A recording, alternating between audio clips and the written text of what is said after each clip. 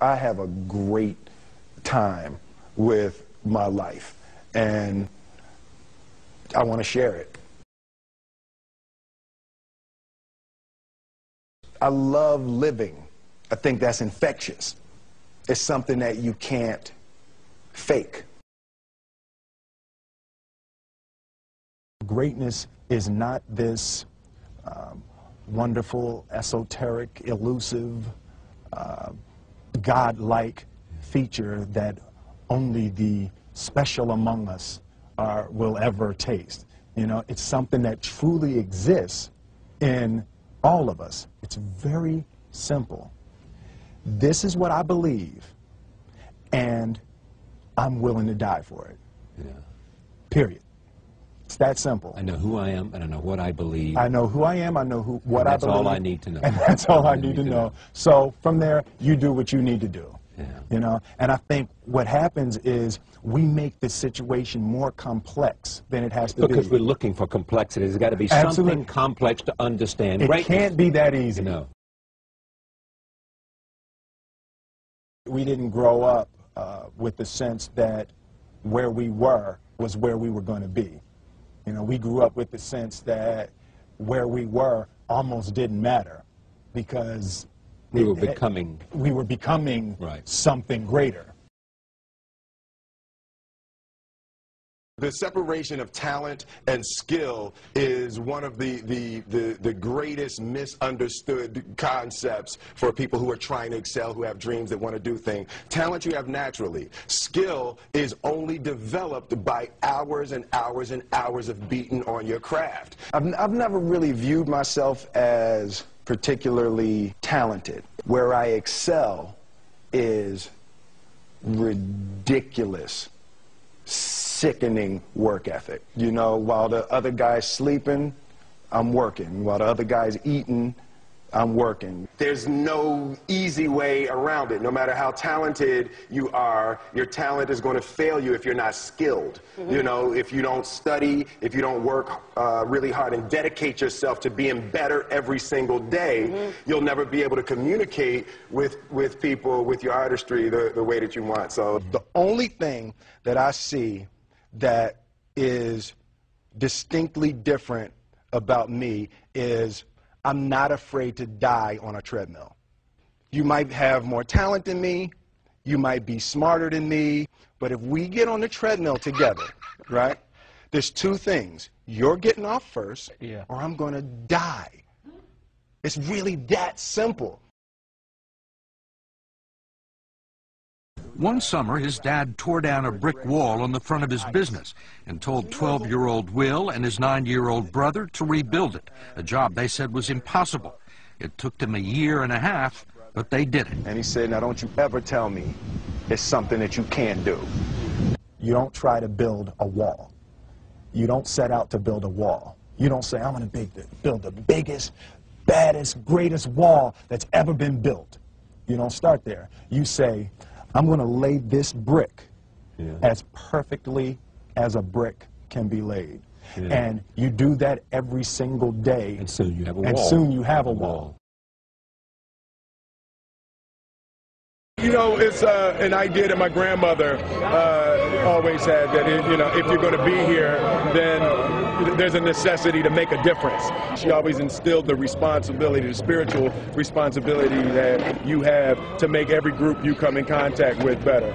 I want to do good. I want the world to be better because I was here. I want my life, I want my work, my family, I want it to mean something. And it's like, it has, if you are not making someone else's life better, then you're wasting your time. You know, like your life will become better by making other lives better. I want to represent an idea. I want to represent possibilities. I want to represent the idea that you really can make what you want. One of my favorite books is The Alchemist, Paulo Coelho, and I just believe that. I believe that I can create whatever I want to create. The first step before anybody else in the world believes it is you have to believe it. There's no reason to have a plan B because it distracts from plan A. I think that there's a certain delusional quality that all successful people have to have. You have to believe that something different than what has happened for the last 50 million years of history. You have to believe that something different can happen. Confucius said, he who says he can and he who says he can't are both usually right. Being realistic is the most commonly traveled road to mediocrity. Why would you be realistic? What's the point of being realistic? Just put up a barrier.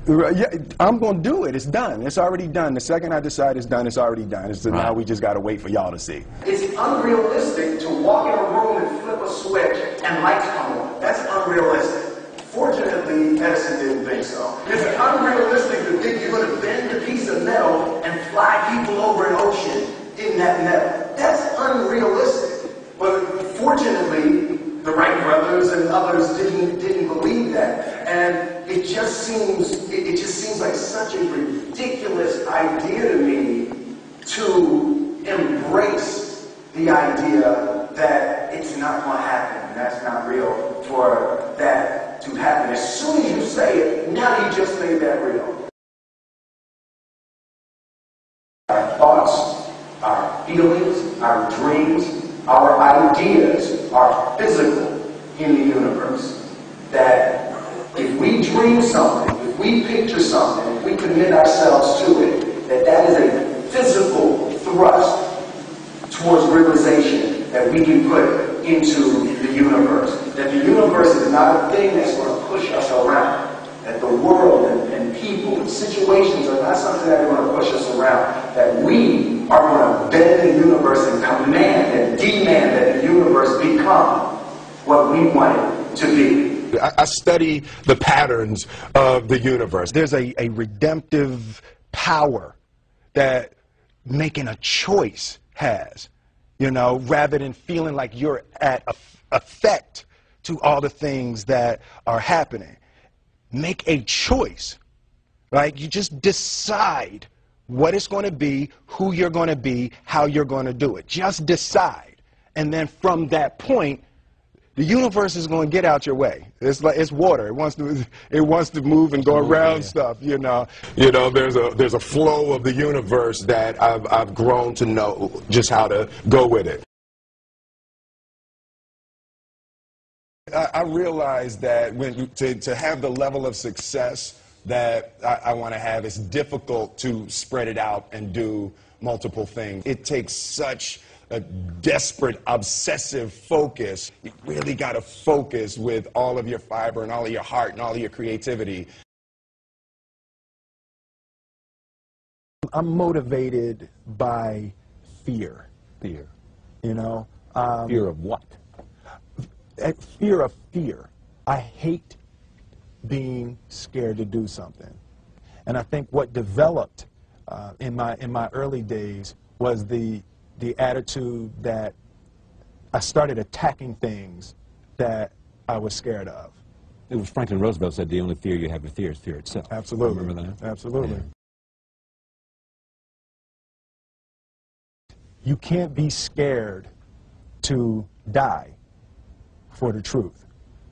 The truth is the only thing that's ever going to be constant. Don't ever let somebody tell you you can't do something. Not even me. All right? You got a dream, you got to protect it. People can't do something themselves. They want to tell you you can't do it.